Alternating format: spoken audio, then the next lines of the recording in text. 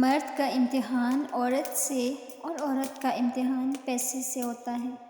تندور پر مردوں کی بڑھتی ہوئی تعداد تعلیم یافتہ عورتوں کے خواتین میں اضافے کا ثبوت ہے۔ ایک عورت کے معاملے میں ہم یقیناً باپ اور بیٹا نہیں، صرف مرد بن جاتے ہیں۔ راہ چلتی عورت کے علاوہ کسی بھی حقیقت کو اتنی توجہ سے نہیں دیکھتے۔ ہم سب کے اندر ایک مولوی چھپا ہوتا ہے جو تب ظاہر ہوتا ہے جب ہم دوسروں کو گناہ کرتے ہوئے دیکھتے ہیں۔ زیادہ گفتگو کی عادت یا تو عورتوں میں ہوتی ہے یا پھر کمزور مردوں میں۔ نوجوان اور گھوڑے دونوں جنگوں کی شان ہوا کرتے ہیں۔ آج دونوں ہی شادیوں میں ناچتے نظر آتے ہیں۔ وہ لوگ جن کے ہاتھ میں عوام کو تعلیم دینے کا کام ہے وہ خود تعلیم یافتہ نہیں۔ خالی پیٹ کا مذہب روٹی ہوتا ہے۔ میں صرف اس کا ذمہ دار ہوں جو میں نے کہا، اس کا نہیں جو آپ نے سمجھا۔ ایک بدکار مرد اور عورت کی سب سے بڑی نشانی یہ ہے کہ وہ فحاشی والے کام سب سے زیادہ کرتے ہیں۔ جب تک اس دنیا میں عورت، شراب اور پھول موجود ہیں، انسان ضرور بھٹکیں گے، اور بھٹکا ہوا انسان عورت، شراب اور پھول سے زیادہ خوبصورت ہوتا ہے۔ جو چیز معلوم نہ ہو اسے معلوم کرنے کی خواہش شاید ہر شخص کے دل میں پیدا ہوتی ہے۔ سارا قصور اسی رات کا ہے جس نے انسانی زندگی کو کئی خوبصورت روشنیوں سے متعارف کروایا ہے۔ انسان کی ہر دعا قبول ہوتی ہے مگر قبولیت کی شکلیں مختلف ہوتی ہیں۔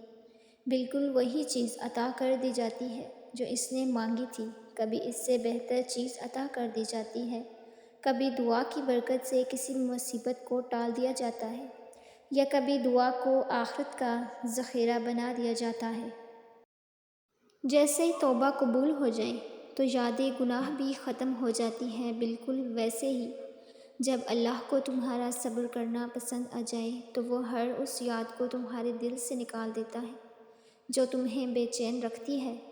وہ دل مطمئن کرنا خوب جانتا ہے۔ تو اگر تم اب بھی اذیت میں ہو اور ماضی کو بھلا نہیں سکتے تو جان لو کہ ابھی آزمائش ختم نہیں ہوئی۔ امتحان تب مکمل ہوگا جب تم اپنی چاہ پر صبر کرنا اور اللہ کی چاہ پر شکر کرنا سیکھ جاؤ گے۔ میں تھک گئی ہوں اس زندگی سے، ان لوگوں سے، ان بے جان رشتوں سے جنہوں نے مجھے وہاں آزمایا جہاں مجھے ان کی سب سے زیادہ ضرورت تھی۔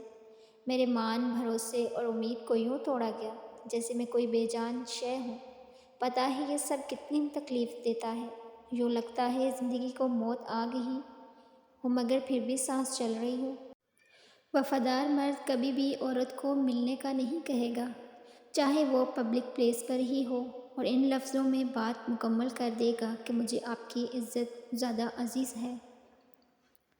قرآن پاک میں مرد اور عورت کی دوستی کا ذکر کہیں بھی نہیں ہے۔ اس متعلق اللہ پاک نے قرآن میں فرمایا ہے، اور جو تمہیں پسند ہو اس سے نکاح کر لو۔